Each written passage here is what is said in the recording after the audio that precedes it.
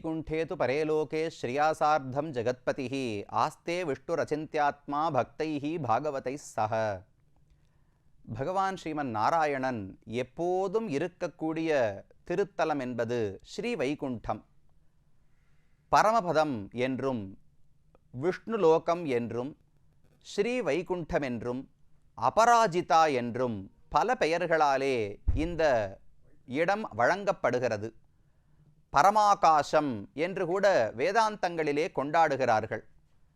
அந்த வைகுந்தத்தில் ஸ்ரீதேவி பூதேவி நீலாதேவி நாச்சிமார்களோடு அமர்ந்த திருக்கோலத்தில் ஆதிசேஷ சிம்ஹாசனத்திலே அமர்ந்து கொண்டு பகவான் காட்சி அளிக்கிறார்.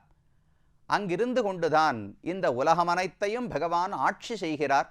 தன்னுடைய கையிலே செங்கோலை பிடித்து கொண்டு விஸ்வக்சேனர் அருகிலேயே நின்று பகவான் ஆணையிட்டபடிக்கு இந்த உலகத்தை இயக்குவாராம். அந்த பகவான் தான் உலகத்தில் அனைவரையும் ஆள்பவர், பரமேஸ்வரன் என்று வழங்கப்படுகிறார். ஈஸ்வரன் என்று சொன்னால் இயக்கக்கூடியவர் என்று பொருள். யாரொருவர் மற்றொருவரை இயக்கினாலும் இன்னாருக்கு இன்னார் ஈஸ்வரன் என்று சொல்லலாம். ஒரு குழந்தை பிள்ளையோ பெண்ணையோ தகப்பனாரோ தாயாரோ ஆணையிட்டு இயக்கினார்கள் என்றால் இந்த குழந்தைக்கு இந்த பெற்றோர்கள் ஈஸ்வரர்கள் என்று சொல்லலாம். நாம் வேலை பார்க்கும் இடத்தில் முதலாளி சொல்படி தொழிலாளி கேட்கிறார் என்றால் முதலாளியை ஈஸ்வரன் என்று சொல்லலாம். இந்த உலகத்தில் ஜனாதிபதி, பிரதான மந்திரி, முதலமைச்சர் அவர்கள் சொல்லும்படி பிரஜைகள் கேட்கிறபடியால் அவர்களை ஈஸ்வரர்கள் என்று சொல்லலாம். இப்படி எத்தனையோ ஈஸ்வரர்கள் இருந்தாலும் பரம ஈஸ்வரன், பரமன் என்று சொன்னாலே இவருக்கு மேற்பட்டவர் இல்லை என்று பொருள். அப்போ உலகத்திலேயே பெரிய ஈஸ்வரனாக, அனைவரையும் இயக்கக்கூடியவராக, தன்னை இயக்குவதற்கு வேறு ஒருவர் இல்லாதவராக இருக்கக்கூடியவர் ஸ்ரீமன் நாராயணன் தான். அவர் உலகத்தில் அனைவரையும் இயக்குகிறார். ஆனால் நாராயணனை ஆணையிட்டு இயக்குவதற்கு வேறு ஒருவர் அவரை விட பெரியவர் கிடையாது. அதனால பகவானுக்கு பரமேஸ்வரன், பரமாத்மா என்று ஒரு திருநாமம் உண்டு. அந்த பரமேஸ்வரனான பகவான் வைகுந்தத்திலிருந்து இறங்கி வந்து நாம் வாழக்கூடிய இந்த பூமண்டலத்திலேயே அதே திருக்கோலத்தோடு காட்சி அளிக்கிறார் என்றால் அந்த திவ்யதேசத்தை முக்கியமாக நாம் சென்று தரிசிக்க வேண்டும். நாம் வைகுந்தத்துக்கு போனால் எப்படி சேவிக்கப் போகிறோம் என்பதற்கு ஒரு முன்னோடியாக இருக்கும் அல்லவா? அப்படிப்பட்ட ஒரு திருத்தலத்தை தான் நாம் வந்து அடைந்திருக்கிறோம்.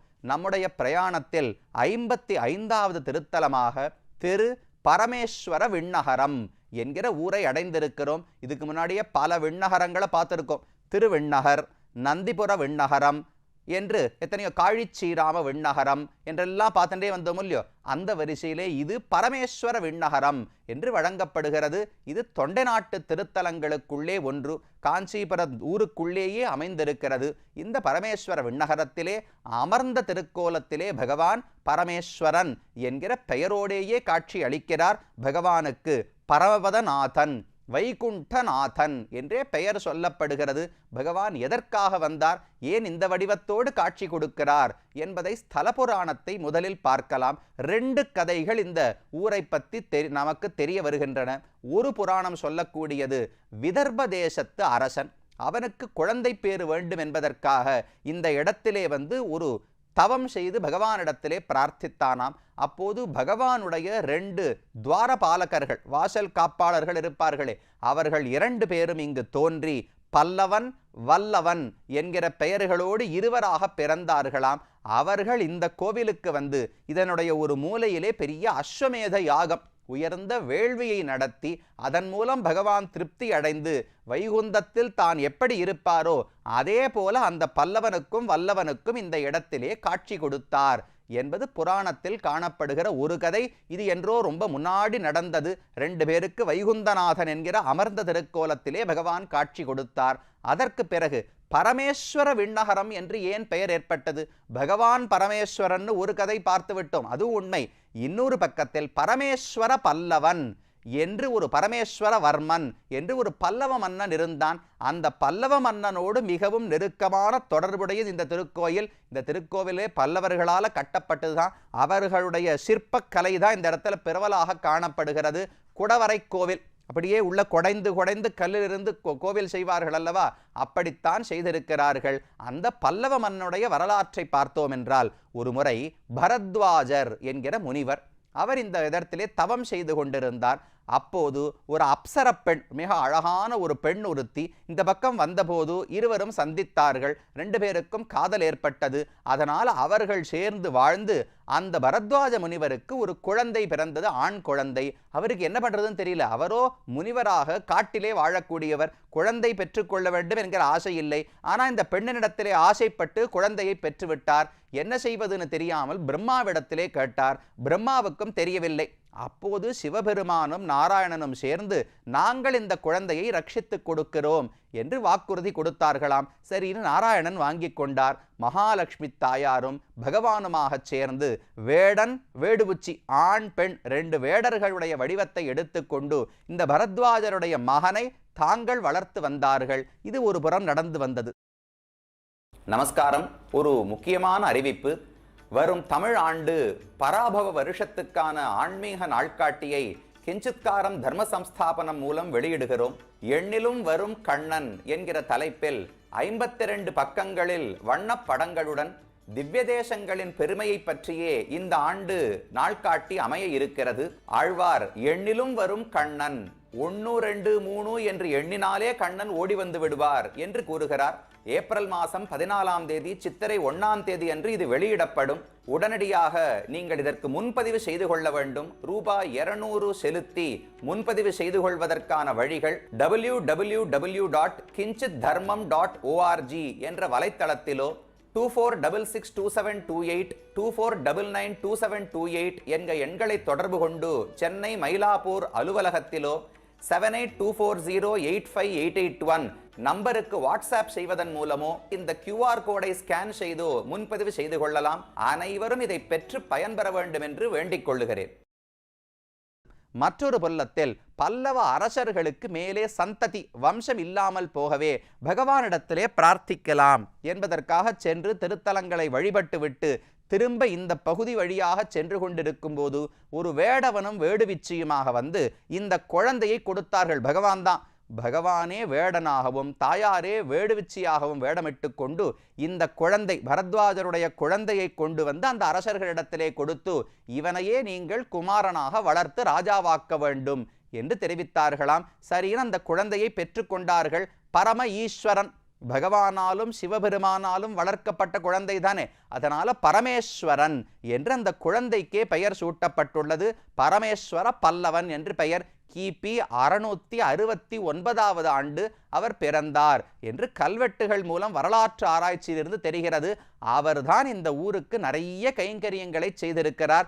அவர்தான் இந்த கோவிலையே எழுப்பினார் என்று சொல்லப்படுகிறது. பகவானுக்காக 3 அடுக்கு கோவில். இந்த இடத்துல ஒரே ஒரு வடிவம் கிடையாது. பகவான் அமர்ந்திருந்தார்னு சொன்னேனே வைகுண்டநாதன், அது மட்டும் வடிவம் இல்லை. அமர்ந்த திருக்கோலம், சயன திருக்கோலம், நின்ற திருக்கோலம், 3 தளங்கள். First ground floor, first floor, second floor, 3 தளத்தில் 3 வடிவங்களிலே பகவான் காட்சி அளிக்கிறார். எதற்காக 3 வடிவம் என்றால் அந்த பல்லவ மன்னனுக்கு 3 வடிவங்களில் பகவான் காட்சி கொடுத்தாராம். அவனுக்கு 18 கலைகளையும் இந்த பகவான் தான் உபதேசம் செய்தார் என்று சொல்லப்படுகிறது. உபதேசம் பண்ணம்னா முதல்ல தான் இருக்கிற இடத்திலிருந்து எழுந்திருக்க வேண்டும். எழுந்து வந்து குருவாக ஆச்சாரியனை போல் ஆசனத்திலே அமர்ந்து உபதேசம் செய்ய வேண்டும். அதற்கு மேல் அவன் ஆசைப்பட்டதற்காக சயன திருக்கோலத்திலும் பகவான் காட்சி கொடுத்தாராம். முதல்ல சயன திருக்கோலம், அப்புறம் எழுந்திருந்து நடந்து வந்தார், அமர்ந்து உபதேசித்தார். இதற்காக 3 வடிவங்களையும் பல்லவ மன்னவனுக்கு காட்டி கொடுத்தாராம். அதனால் தான் இங்கும் 3 அடுக்கு கோவில், 3 அடுக்குகளை கட்டி முதல் கீழ் தளம் இருக்கும் இல்லையா, முதல் தளத்திலே அமர்ந்த திருக்கோலத்தில் பகவான் பரமபதநாதனாக இருக்கிறார். 2வது தளத்திலே ரங்கநாதனாக சயன திருக்கோலத்தில் இருக்கிறார். 3வது தளத்திலே நின்ற திருக்கோலத்திலே பகவான் காட்சி அளிக்கிறார். இப்படி நின்றான், இருந்தான், கிடந்தான், இத்தனை நாள் வெவ்வேறு விதத்திலே சேர்த்தோமா? நின்றதெந்தை ஊரகத்து, இருந்ததெந்தை பாடகத்து, அன்று வெக்கனை கிடந்தது. வரிசையா நீரகம், ஊரகம், பாடகம், நின்று அமர்ந்து கிடந்து சேவை சாதித்தாரோ இல்லையோ. இப்ப எல்லாம் ஒரே திருத்தலத்திலே வந்துடுத்து. பரமேஸ்வர விண்ணகரத்தில் 3 வடிவங்களையும் சேவித்துக் கொள்ளலாம். இந்த கோவிலையும் அமைத்து 18 யானைகளை இந்த கோவிலுக்காக கொடுத்தாராம். பல சிற்பக்கலைகள் வேலைப்பாடுகளோடு இந்த கோவில் அமைந்திருக்கிறது. திருவிக்கிரம பெருமானுடைய சரித்திரம், நரசிம்ம பெருமானுடைய சரித்திரம், இந்த பரத்வாஜர் இந்த பல்லவ மன்னவனுடைய சரித்திரம், இதை போல பல விஷயங்களையும் ரொம்ப அழகான சித்திர வடிவத்திலே இந்த பிராகாரங்களிலே கண்டுகொள்ளலாம். சிங்கங்கள் நிறைய தூண் தூணா சிங்கமா இருக்கும். எல்லாம் சோழ தேசத்துல வேற மாதிரி சிங்கத்தினுடைய அமைப்பு இருக்கும். பல்லவ தேசத்துல எப்படா இப்படி தலை முழுக்கு நன்னா வாரி, சிங்கத்துக்கு தலைமுடியெல்லாம் வாரி விட்டுருப்பா போல் இருக்கு. அதை போல அழகான ஒரு வடிவத்திலே சிங்கங்கள் பலவற்றோடு இந்த கோவில் காணப்படுகிறது. வேலைப்பாடுகள் நிறைந்த கோவில். அந்த காலத்தில் சீனத்திலிருந்து ஒருவர் வந்து இங்க என்ன பாரதத்தில் நடந்ததெல்லாம் எழுதினாரே, ஹுவாங் சாங் அப்படின்னு தெரிவிப்பார்கள். அவர் வந்து இங்க என்னென்ன கோவில் இருக்குன்னு பார்க்கும்போது இந்த பல்லவ தேசத்துக்கு வந்து இந்த கோவிலை பற்றியும் தன்னுடைய நூலிலே குறிப்பிட்டு எழுதியிருக்கிறார் என்று தெரிய வருகிறது. அப்பேற்பட்ட பெருமை உடையது இந்த கோவில். இந்த பெருமானை பற்றி பாடும் பொழுதே இந்த பரமேஸ்வரவர்மன் பல்லவ மன்னன் இருக்கிறானே, அவனோடு தொடர்படுத்தித்தான் திருமங்கையாழ்வாரே பாடுகிறார். இந்த பெருமானை வணங்கிவிட்டு போருக்கு சென்று பாண்டிய மன்னவனை அவன் ஜெயித்தான் என்று பாடுகிறார். தேர்மன்னு தென்னவனை முனையில் செருவில் திரள் வாட்டிய திண் சிலையோன் பார்மன்னு பல்லவர்கோன் பணிந்து வரும் பரமேஸ்வர விண்ணகரம் அதுவே. பார்மல்கு தேர் மன்னு தென்னவன், இங்கு தென்னவன் பாண்டிய மன்னனை தெரிவிக்கிறார்.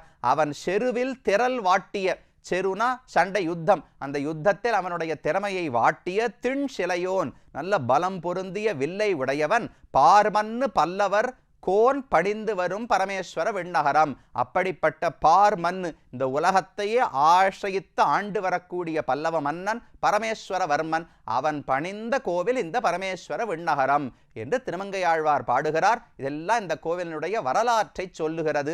அப்படி இருந்த பகவான், அந்த பெருமானே வைகுண்டநாதனாக இந்த இடத்துல காட்சியளிக்கிறார். இதோ முதல் தளத்துல பெருமானை சேவிக்க சென்றோம் என்றால் அவரை சித்திர வடிவத்திலே வெளியில பல இடங்கள்ல சேவித்துக் கொள்ளலாம். தன்னுடைய இடது திருவடியை மடித்து வலது திருவடியை தொங்க விட்டு ஒரு கையிலே அபயஹஸ்தம், மற்றொரு கையாலே தன்னுடைய திருவடியை காட்டிக் கொண்டிருக்கிறார். மேல் கைகளிலே சங்க சக்கரங்களை எழுந்திக் கொண்டிருக்கிறார். பெரிய திருவபிஷேகம் கிரீட்டத்தோடு தனியா, கர்ப்பகிரகத்தில் வேற யாரும் மூலவர் கிடையாது, பகவான் தனியாக இப்படி அழகான காட்சியிலே இங்கு சேவை சாதிக்கிறார்.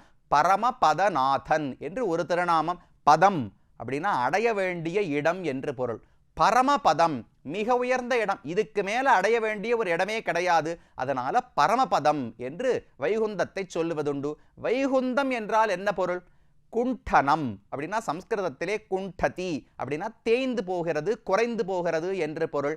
விகுண்ட, வி அப்படின்னா அதற்கு நேர் எதிரானதுன்னு அர்த்தம். அப்ப குறைபாடே கிடையாது, தேய்மானமே கிடையாது, என்றுமே அழிந்து போகாது, நித்தியமாக இருக்கக்கூடிய ஊரானபடியாலே வைகுண்டம் என்று அந்த ஊருக்கு வைகுந்தத்துக்கு பெயர் உண்டு. அந்த வைகுந்தத்துக்கு நாதனாக இருக்கிறபடியால், தலைவனாக இருக்கிறபடியாலே வைகுண்டநாதன் திருநாமம். பரமபதநாதன் என்று பகவானுக்கு திருநாமம். அந்த பெருமான் எப்படி வைகுந்தத்தில் இருப்பாரோ அதே போல இங்கு வந்து அமர்ந்த திருக்கோலத்திலே காட்சி அளிக்கிறார். உபனிஷத்துக்கள் எல்லாம் சொல்லும் பொழுது இந்த ஜீவாத்மா இந்த உடலை விட்டு இங்கிருந்து அர்ச்சராதி மார்க்கத்தால விரஜா என்கிற நதி வரைக்கும் போவாராம். அந்த விரஜை நதியிலே குளித்து அந்த பக்கம் தாண்டி போய்விட்டோம் என்றால் அதுதான் நித்திய விபூதி பரமபதம் என்று சொல்லப்படுகிறது.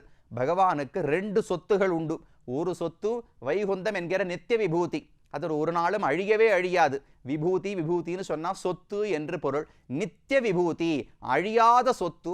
இது லீலா விபூதி, விளையாட்டுக்காக குழந்தைகளை எல்லாம் பீச்சுக்கு கூட்டிட்டு போனோம்னா அந்த பீச் மணலை வச்சு பெரிய பெரிய மாளிகளை எல்லாம் கட்டும். போறோம், விளையாடு முடியாச்சு, வீட்டுக்கு போகணும்னா தானே காலால எட்டி உதச்சிட்டு போயிடுமோ இல்லையோ, அது விளையாட்டு தானே, லீலை தானே. அதை போல பகவான் இந்த உலகத்தையே லீலைக்காக விளையாட்டுக்காக படைத்து அழித்து விளையாடுகிறார். அப்படி லீலா விபூதி நாம் வாழக்கூடிய சம்சாரம். இந்த உடலிலிருந்து இந்த உலகத்தை விட்டு வைகுந்தத்துக்கு போகும் அவனைத்தான் முக்தாத்மா, முக்தி அடைந்தவன் என்று சொல்லுகிறோம். அப்படி வந்தவர்களுக்கு காட்சி கொடுப்பதற்காகத்தான் இத்தனை பக்தர்களோடு பெரிய ஒரு ஒளி பொருந்தியவன திருமேனியோடு பகவான் இருப்பாராம். பரமேஸ்வரன் தான் தான், உலகத்துக்கு தலைவன் நான் தான், வைகுண்டநாதனே நான் தான் என்று காட்டிக்கொண்டு பகவான் இருக்கக்கூடிய இடம். இந்த ஊருக்கு மேலும் சில சிறப்புகள் உண்டு. தாயாருக்கும் இந்த ஊரிலே சிறப்பு உண்டு. ஆழ்வார்களுடைய பாசுரங்கள், திருமங்கை ஆழ்வார் 10 பாசுரங்கள் பாடியிருக்கிறார். என்ன செய்திகள் என்பதை அடுத்த பகுதியிலே பார்க்கலாம்.